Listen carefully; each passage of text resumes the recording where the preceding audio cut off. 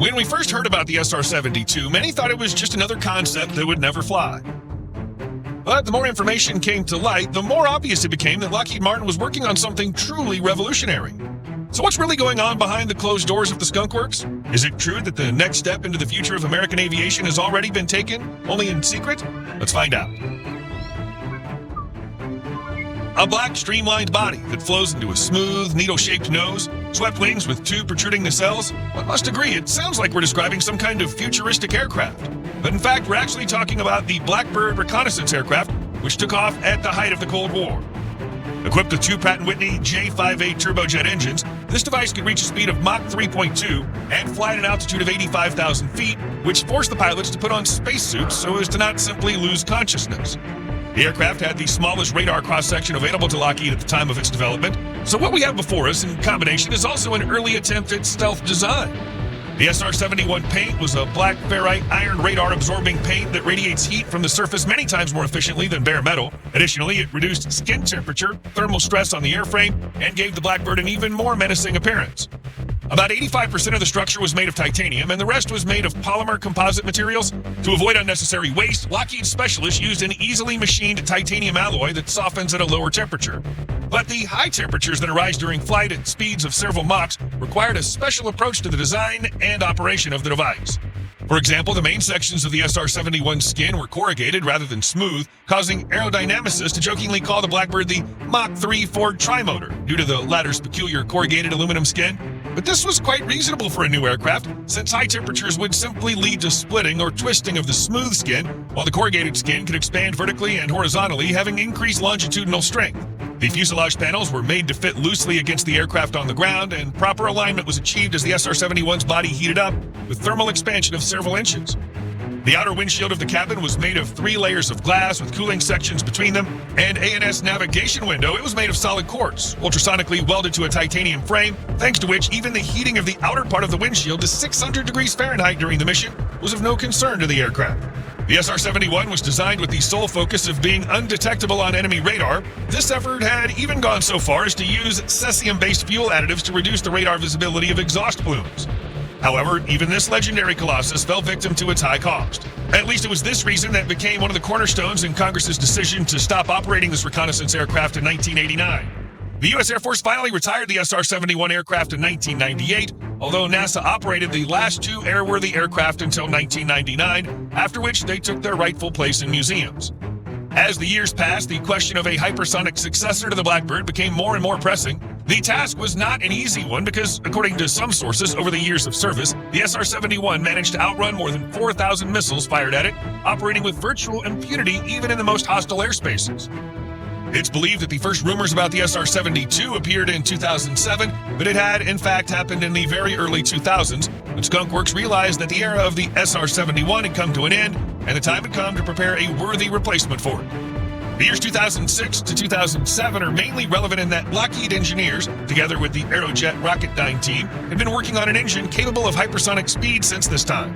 Aerojet Rocketdyne applied their scramjet technology, supersonic combustion ramjet, to the engine design of the future SR-72. Since it was supposed to receive advanced air-breathing propulsion system, which would be able to work equally well not only at subsonic and transonic, but also at supersonic and even hypersonic speeds.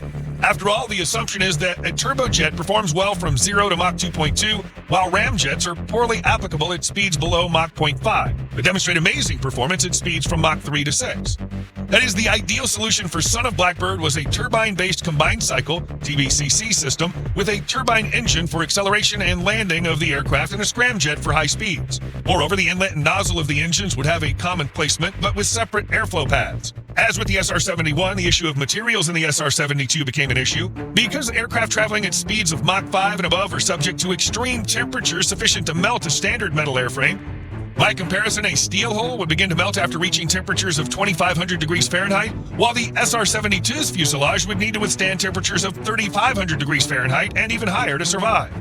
So engineers faced the daunting task of making critical components from composites like the high-performance carbon, ceramic, and metal mixtures used in intercontinental ballistic missiles and retired space shuttles. In 2013, Lockheed Martin's Skunk Works finally officially confirmed the development of the SR-72 on Lockheed Martin's website, saying it would fly twice as fast as its ancestor. That is, at speeds up to Mach 6. The team supported such a bold statement by saying that the SR-71 was developed using 20th century technology, using slide rules and paper, emphasizing that it was not controlled by millions of lines of program code and did not run on computer chips. But the SR-72 would be a beast of a completely different generation. The design of the new aircraft, according to Lockheed, would take into account the experience of developing the Falcon Hypersonic Technology Vehicle 2, or HTV-2, rocket vehicle created specifically to collect data on the main technical problems of hypersonic flight, aerodynamics, aerothermal effects, guidance, navigation, and control. The title of the announcement was also promising, Speed is the New Stealth. 3 years later, Lockheed Martin CEO Marilyn Houston said the company was on the verge of a technological breakthrough that would allow the SR-72 to not only reach Mach 6, but also build a hypersonic prototype the size of the F-22 Raptor for less than $1 billion. And just a little later, in 2018, Lockheed Martin Vice President Jack O'Banion once again confirmed the information from the 2013 article, talking about how advances in the field of additive manufacturing and computer modeling became the key to the very existence of Son of Blackbird in reality, not just on paper. The main arsenal of the SR-72 will almost certainly be hypersonic missiles, which are actively being developed by the American military as we speak. Some would rightly argue that because of the enormous pressure and heat of releasing or launching hypersonic missiles in high-speed flight, Lockheed would face a number of engineering challenges. However, it was they who previously proved the viability of the idea of successfully launching air-to-air missiles at speeds above Mach 3 using YF-12 interceptor prototypes. Granted, we did see something reminiscent of the SR-72. The fact is, the Skunk Works division helped the authors of the Top Gun sequel create the secret hypersonic aircraft Darkstar. Interestingly enough, about a month before the film's release on the big screens, John Nielsen, the director of communications for Europe, the Middle East, and Africa, stated on his Twitter that the trailer of the film with Darkstar in the spotlight is a sneaky peek at what might be the Lockheed Martin SR-72, successor to the super impressive SR-71 Blackbird. What's funny is that Skunk Works was so successful in bringing the Darkstar to life that China diverted a spy satellite to photograph the concept plane, thinking it might be a secret American experimental craft. At least this is what was told to Jerry Bruckheimer, producer of Top Gun Maverick, although it may turn out that China simply loves cult American films. It was initially assumed that testing of the single-engine SR-72 prototype would begin in 2025, but now 2027 to 2029 seems more realistic. As noted in a number of media publications, the SR-72 is supported by the U.S. Air Force's long-term hypersonic roadmap. This means there will be money from the budget for it, and the program's in full swing with the goal of getting ahead of its friends, Russia and China. Another question is how much money will Lockheed need to implement one of the most ambitious military projects in the last half-century? After all, the SR-72 will definitely be a less serial and more expensive project than the American 6th-generation fighter from the NGAD program. Furthermore, even if the military wishes, U.S. Congress is unlikely to allow an export version of the SR-72, given the number of secret technologies that they plan to equip this promising aircraft with. What year do you think we'll finally be able to see the SR-72 in the skies, and how similar will it be to its Blackbird ancestor? Share your thoughts in the comments below. And if you enjoyed the video, please leave a like, subscribe to the channel, and hit that notification bell for more content like today's. Thanks for watching, and we'll see you in the next one.